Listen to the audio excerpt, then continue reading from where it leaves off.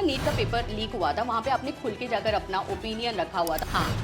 हाँ, किसी को जन्नत नहीं दिखनी चाहिए। हमें पता है कि हम दोस्त हैं, इसलिए मैंने हर्षद को भी बोला। हर चीज पता है उसकी लाइफ में क्या हो रहा है क्या नहीं हो रहा है। कुछ ऐसे सारे जितना किया तो एक ही बार में सब पूछना चाहते हो ना। इनको जो इनका फेम है वो फॉलो करेगा। नहीं, क्योंकि वो आपके ही फैंस होते हैं जो एडिट कर I know, I understand, but ऐसा कुछ भी नहीं, इसलिए मैं बता रही हूँ ऐसा कुछ भी नहीं क्योंकि मैं उसको जानती हूँ, मुझे हर चीज़ पता है उसकी लाइफ में क्या हो रहा है क्या नहीं हो रहा है। तो मुझे पता था कि ऐसा कुछ भी नहीं है, लेकिन मुझे ये भी लग रहा था कि ऐसा लग रहा है, और जिसको ऐसा लग रहा है वो बहुत नेचुरली लगेगा, बिकॉज किसी को पता नहीं है कि असल में ऐसा है कि नहीं। It's just coming across as something like that. इस वजह से मैंने उसको बोला था कि तुम लोग जो कर रहे हो ना वो ऐसे बाहर अलग परसीव हो रहा है। हमें पता है कि हम दोस्त हैं, इसलिए मैंने हर्षद को भी बोला कि हमें पता है कि हम बाहर तो अपन सब दोस्त ही हैं, और इसलिए मैंने शिवांगी को बोला कि मुझे पता है कि तुम्हें नहीं चाहिए कि लोगों को बाहर ऐसा लगे, लेकिन मुझे अगर आप पर्सनली पूछो अगर ऐसा लग रहा था तो क्योंकि मैं जानती हूँ कि ऐसा कुछ भी नहीं है, तो मुझे तो ऐसा नहीं लग रहा था। बस मुझे वो कन्वे करना था उसको, जो मैंने कर दिया। ओके, इसके अलावा ये भी कहा जा रहा है कि हर्षद ने टॉप 5 में जाने के लिए कहीं ना कहीं कॉम्प्रोमाइज़ किया है कि शिवांगी शो में टॉप 5 में जाए, और वो टॉप 5 से बाहर निकल चुके हैं इस समय हर्षद। तो वो सेक्रीफाइस को आप किस तरह से देखती हैं, क्योंकि उनको मौका मिल रहा था टॉप 5 में जाने के लिए और शिवांगी टॉप 5 में उनकी Really? जगह Has पे है। this been हाँ जी। telecasted already? It's So I wouldn't telecasted know. today। I wouldn't know because I've not seen it. अगर So I ऐसा really कुछ can't हुआ है comment तो on आपको that. क्या लग रहा है कि ये दोस्ती बहुत ज्यादा है, क्योंकि वो शो हर कोई जीतना चाह रहा था, पर कहीं ना कहीं हर्षद और शिवांगी के बीच में जी। एक को टॉप 5 में जाने का मौका मिल रहा था, और अच्छा। वो हर्षद हट गए हैं और शिवांगी वहां चली गई है। देखिए, सिंस ये टेलीकास्ट ही नहीं हुआ है, मुझे पता ही नहीं है कि सिनेरियो क्या रहा है, तो मैं बिना देखे बोल ही नहीं सकती कि एग्जैक्टली सही हुआ है कि गलत हुआ है। I have to see the situation to जज इट, राइट? ओके, इसके अलावा नीट का पेपर लीक हुआ था, वहाँ पे आपने खुल के जाकर अपना ओपिनियन रखा हुआ था, और आपने ये भी कहा था कि बॉलीवुड हर ट्रेंड को फॉलो करता है, जब तक वो ट्रेंड ही नहीं बनेगा तब तक लोग आके खुल के इस मुद्दे पे बात नहीं करते हैं। तो वो इतना गुस्सा या उतनी चीज़ें, आपको ऐसा लग रहा था कि बॉलीवुड तभी बात करती जब कोई ट्रेंड सेट होता है या वो सारी चीज़ें होती है, उसके बारे में क्या? इसके बारे में बहुत लंबा आंसर नहीं दूंगी, लेकिन आपने जो बोला उस पर मैं एक ही जवाब दूंगी, हाँ।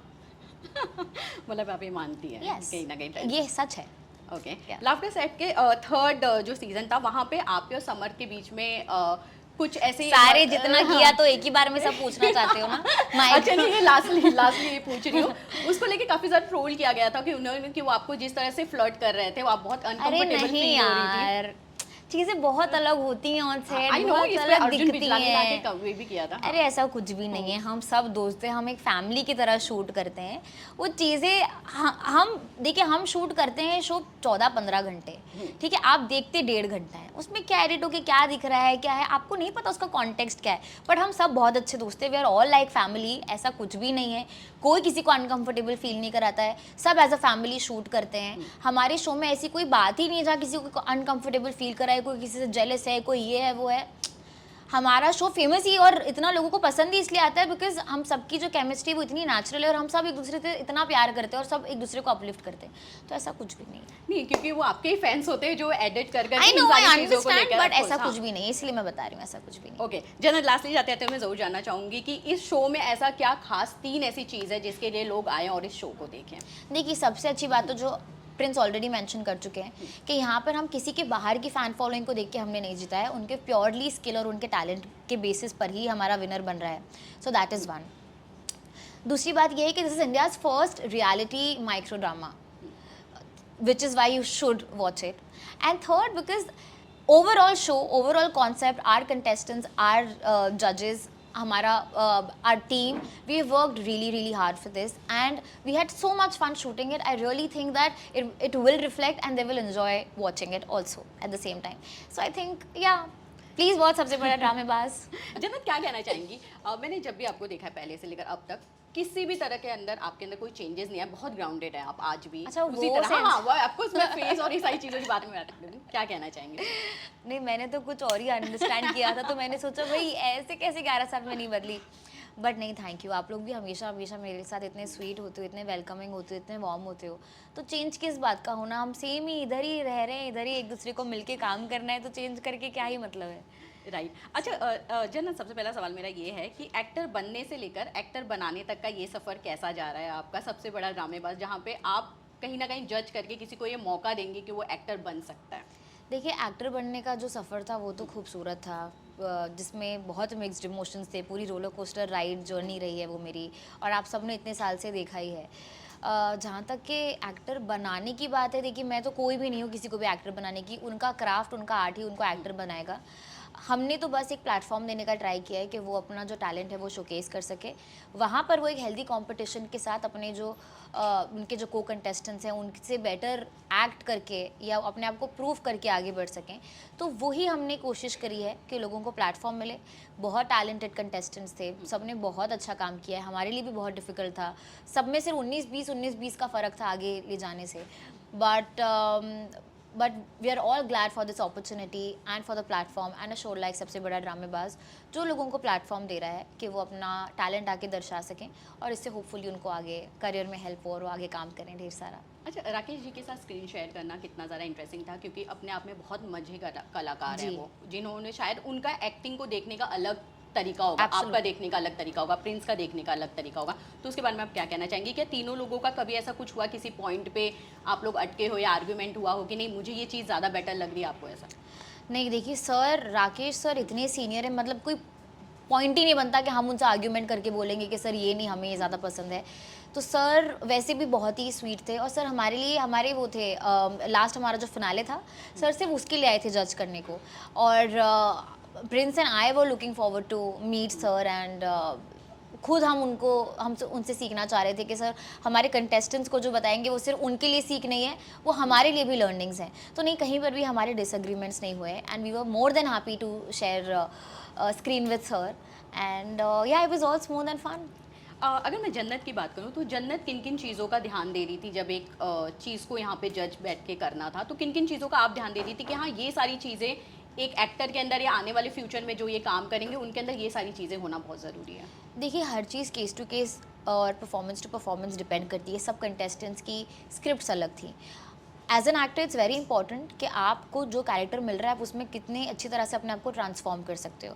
जब आप ऑन कैमरा वो एक्शन के बाद, अगर किसी को जन्नत नहीं दिखनी चाहिए, अगर मैं कोई कैरेक्टर प्ले कर रही हूँ तो उसको दिखना चाहिए, वो इतना कन्विंसिंग होना चाहिए कि लोग बिलीव करें कि ये है गाँव की लड़की, ये हिंदी में नहीं, ये इस लैंग्वेज में बात करती है, उतना कन्विंसिंग होना चाहिए। तो I think for an actor it is very important कि आपके जो व्यूअर्स हैं, जो आपको दर्शक देख रहे हैं, आप उनको कन्विंस कर सको और उतना फेयर रह सको अपने कैरेक्टर के साथ, उतना जस्टिस कर सको कि लोगों को आप नहीं दिख रहे बट जो कैरेक्टर आप प्ले कर रहे हो वो दिख रहे हो। तो उसके साथ ही साथ बहुत सारी चीज़ें हैं जिसका आपको ध्यान रखना पड़ता है, बीट द बॉडी लैंग्वेज, आपका वॉइस मॉड्यूलेशन, कैरेक्टर में आप किस तरीके से गए हैं। तो हमने काफ़ी सारी चीज़ों का ध्यान देते हुए ही हमारे कंटेस्टेंट्स को पॉइंट्स दिए हैं और उसी के बेसिस पर जज किया है। अच्छा, इससे पहले मैंने प्रिंस का इंटरव्यू किया था। प्रिंस ने साफ तौर पे कहा था कि जो भी विनर बनेगा शो का या जिनको भी हमने चुना है वो आपको देख के साफ तौर पे पता चलेगा कि हमने उनको एक्टिंग के बेस पे ही चुना है। Fully. क्योंकि नॉर्मली रियलिटी शो में ऐसा होता है कि वो जिस फेस को विनर बनाना चाहते हैं, उनकी जो बाहर पॉपुलैरिटी होती है उस हिसाब से वो कहीं ना कहीं विनर को आगे लेकर जाते हैं। तो इस शो में उन्होंने बोला ये खास तौर पर आपको देखने नहीं मिलेगा, उसके बारे में आप क्या कहें? जी, ये तो प्रिंस ने बिल्कुल सही बोला कि हमने प्योरली उनके स्किल और उनके टैलेंट पर ही उनको जज किया है, और जो भी हमारा विनर रहा है वो फैब एक्टर और एक्ट्रेस रहे हैं, बिकॉज एक लड़का है और एक लड़की है हमारे विनर्स।